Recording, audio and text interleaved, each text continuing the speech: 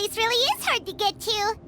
And, Paimon wasn't the only one who saw that weird thing up there, right? All those eyes inside of it? Talk about creepy. I believe that's how the ruler of death keeps an eye on Teyvat. Quick, this way! We're almost there!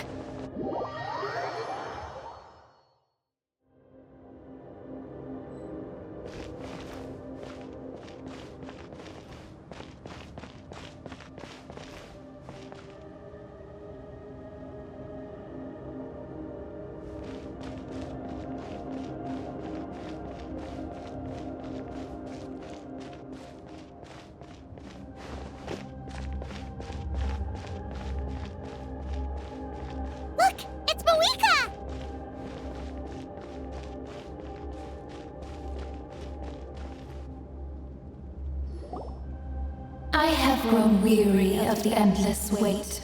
The fate of this land is of no interest to me anymore. However, you humans managed to meet the expectations of the heavenly principles. For that result, you deserve praise. Moika, as the price for using my power, I shall now bear witness to your death. And with you, the war that your nation has waged for more than 1,000 years shall meet its end. Mawika! You got here sooner than I expected. What are you doing? Closing the final chapter on the plan that has consumed Natlan for 500... No. For the entirety of our history. We've eradicated the Abyss from Natlan, but its power remains in worlds beyond Teyvat. Tremendous and unyielding. Only by completely restoring the Night Kingdom can we defend against its corrosion in the long run. But the architect of the Night Kingdom is near her end. She lacks the power for such a task. And worse still, if her life force is depleted, the rules of Natlan disappear along with her. We have no need for the Ode of Resurrection right now, but it remains Natlan's strongest defense should the Abyss return one day. So, you're planning to... Yes. My plan is to once again place my life within the sacred flame. 500 years ago, I gave my life for the chance to be reborn in this era. A chance to see all my plans to completion. And now, to sustain the Lord of the Night, I will give my life once more. I respect your decision, Mawika. But this method requires an immense sacrifice. The flames of your life force are exceedingly strong. But a life sustained by fire is one destined to die out one day. What will you do then? I've thought about that. With the Abyss out of the picture for now, the Sacred Flame's power will be consumed at a much slower rate. My life force should be able to sustain it for another 200 or 300 years. Future Pyro-Archons will continue to seek new sources of fire. As long as Natlan's legacy endures, the Night Kingdom will survive, impervious to the Abyss. Once again, you place hope in the hands of the future. But the pilgrimage can replenish the power of the sacred flame. We can give it that meaning. Why shoulder this burden by yourself? Because I want the pilgrimage to change. The pilgrimage was an essential part of our struggle against the Abyss, a grand competition full of promise and glory. But it also chained our people to an inescapable destiny. Fear and anxiety have been our constant companions. We knew what the consequences would be if we laid down our arms. Morality left us with no other choice. And so, Natlan became the nation of war. This is where Xbalanque defeated the dragons and granted our people the liberation of their flesh. And now, in the same place, I have the chance to grant them the liberation of their spirit. There will be no war, only competition. One fueled by our dreams for the future, rather than a desperate struggle for survival. A new future deserves a new meaning. A chance to take a definitive step forward. Very noble indeed. But what does any of this have to do with you? You speak of duty, but not yourself. In my eyes, Malika, you are not inherently special. A child of Natlan among countless others.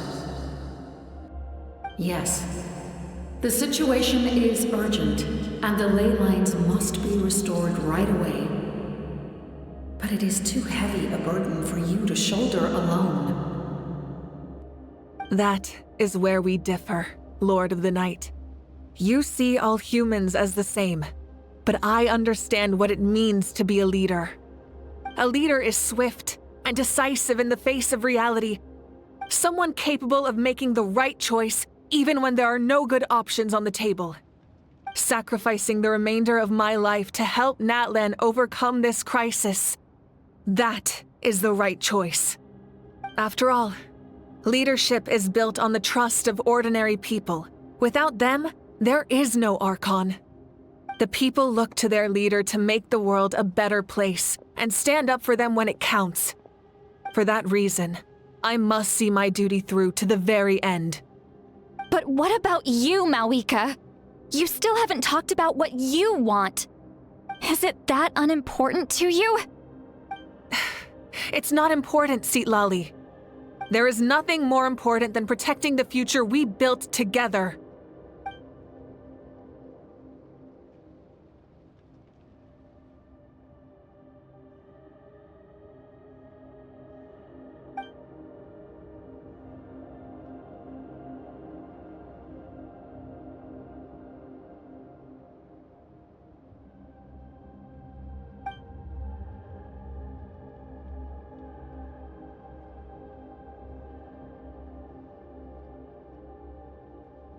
I shall accept Malika's sacrifice for the Lord of the Night as her death, and I will bear witness to the very end. Thus concludes the deal I made with Xbalanque several thousand years ago. Lord of the Night, you may now begin.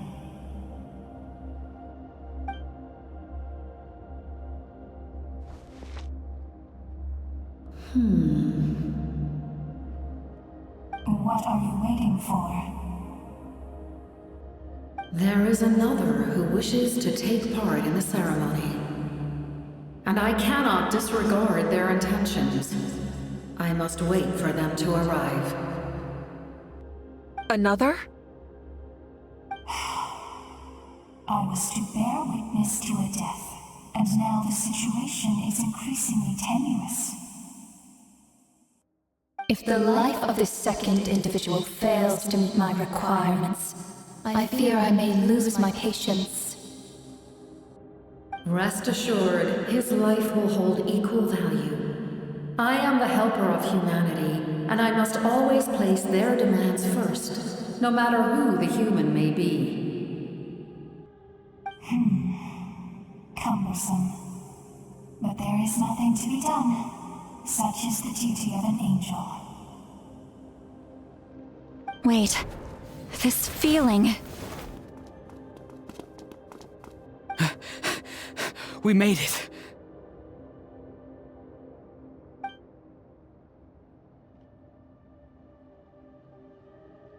Thank you for showing me the way.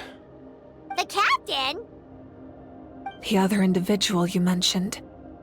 It was him? Indeed. Like you, he carries many lofty ideals. Malika, I understand how you feel. And if I were an ordinary mortal, I would have no reason to stop you. But like you, I've been waiting for this day for too long, and I can offer a better solution. You created this new future, and you deserve to guide its direction. Your life should not end here. But death is the end I have been trying to reach all along. I have come this far to use my death to open the gates of the ley lines to my people. Your people? That's right. They have been with me for the past 500 years. But how? Carrying that many souls within you? There's no way you could keep your consciousness intact. Besides, you weren't affected by the source mechanism like I was. Do you still remember the voice that you heard? It came from my heart. With the help of technology from Conria, my heart was modified to convert memories and souls from the ley lines into knowledge. As a result, I became extremely sensitive to souls, and developed the ability to sense their presence, much like yourself. After encountering countless lost souls during the disaster 500 years ago, I forsook the capacity for knowledge granted by the modification, and used my heart as a vessel instead. The lives of my comrades, as well as many Natlanese, have been stored here ever since. And you want to send them home? Yes. The ley lines will not accept them. But by merging my existence with the Lord of the Night, I can become master of the ley lines and change the rules entirely. He expressed this to me, and I agreed. The Captain envisions a kinder and fairer set of rules for humanity. In addition, he aims to challenge the authority of the Ruler of Death. In a word, his goal is revenge. Revenge? After all, it's because of her that I bear the curse of immortality, the curse of absolute life. I now understand that which you seek. Then, bear witness to my resolve and hatred. The people of Conria committed grave sins, and for that, we were cursed to suffer endless physical torment, cursed to witness the demise of everything we held dear. But most of us were innocent. Most of us knew nothing of the Five Sinners' exploitation of abyssal power, myself included. If I sacrifice my life for the Lord of the Night, you get the death you desire. But at the same time, the curse of immortality would negate the very death you seek. Left unresolved, that paradox could uproot the natural order of this world. Even you, great ruler of death, lack the capacity to bear the consequences of that outcome. Your curse is now the tool with which I will overturn the oppression of the gods. This is my challenge to you. Forsake one of your rules. The choice is yours. Your new heart has limitless potential, and you have wielded it with bravery and honor. I grant you the title of Sentinel Knight. Like the four pillars of strength, you will continue to safeguard the glory of Conria. The glory of Conria. Our land, our dignity, and every comrade who fights alongside us. The Night Kingdom is almost destroyed. Our fallen soldiers, your comrades, they have nowhere to go. What are you doing? Are you taking all their souls with you? You're just an ordinary person. You can't bear that kind of burden. No hero should have to wander alone.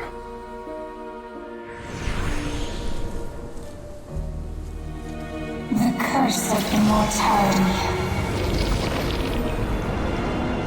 Using immortality to fight death. Using my rules against me. Make your choice. Reject your rules. Or allow me to trigger the paradox. The curse of immortality must stand. Use it to fulfill your final wish.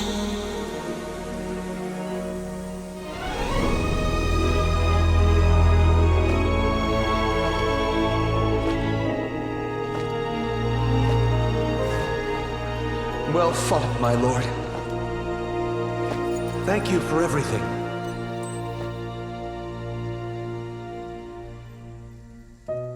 This time, let's go together. Yes. Let's go together.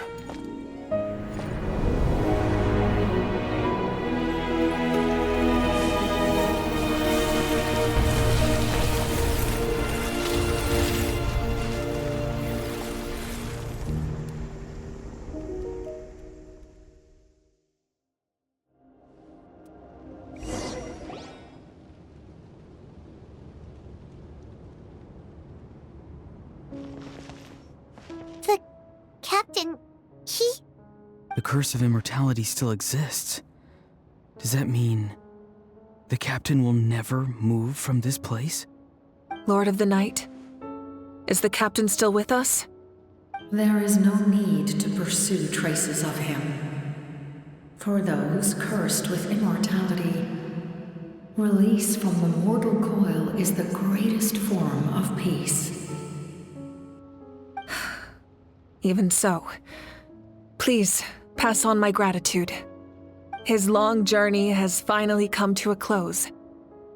I suppose this is a happy ending for him. I cannot imagine how much pain he endured over the past 500 years, or how much strength it took to never stray from his goal. There's something I've been trying to figure out. I don't think I ever saw him sleep. I tried to ask him about it on the way here, but he didn't answer. Just like always, he never talks about himself. It's probably due to the voices. When souls merge in a single being, their voices echo endlessly through the mind. Souls that retain memories of their death often scream and wail in despair. Considering the number of souls inside him, that effect would be even greater. So, over the past 500 years, he didn't sleep? At all?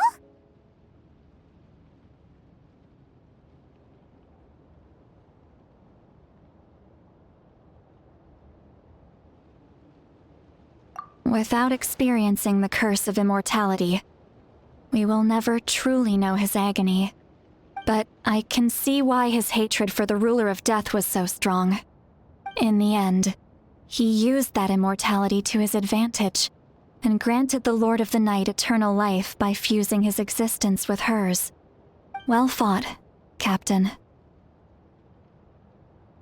You may wonder why the Night Kingdom, a land of souls, was unable to accept the souls adrift on the surface.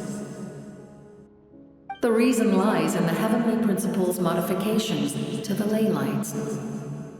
The original purpose was to help counter the Abyss, and so their stability was paramount. But at one point in time, Natlan's ley lines were decimated.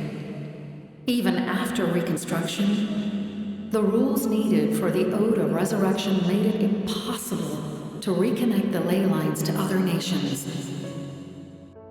That unique quality is precisely what drew the captain to Natlan. Did he try the same thing in other nations? Yes, but all those attempts ended in failure.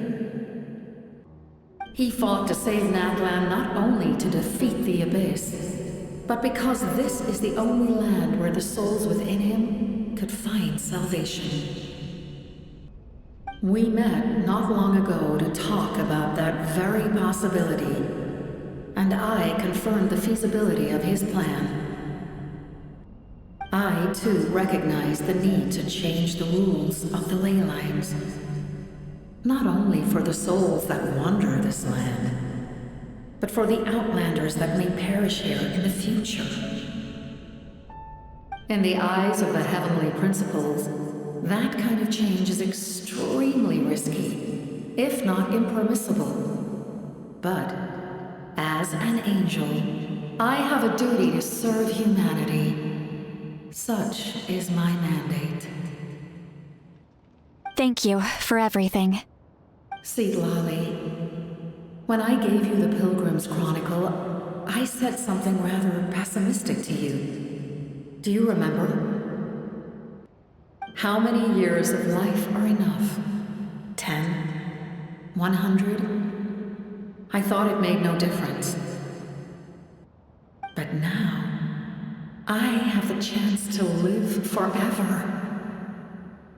I am immensely grateful to humanity for this gift, and I am deeply sorry I thought so little of it in the past. You don't need to thank us. You bear a heavy responsibility. Heavy? No. That responsibility is the purpose of my existence. Farewell, humans. Creators of miracles. A new era awaits you. Looks like she returned to the Night Kingdom.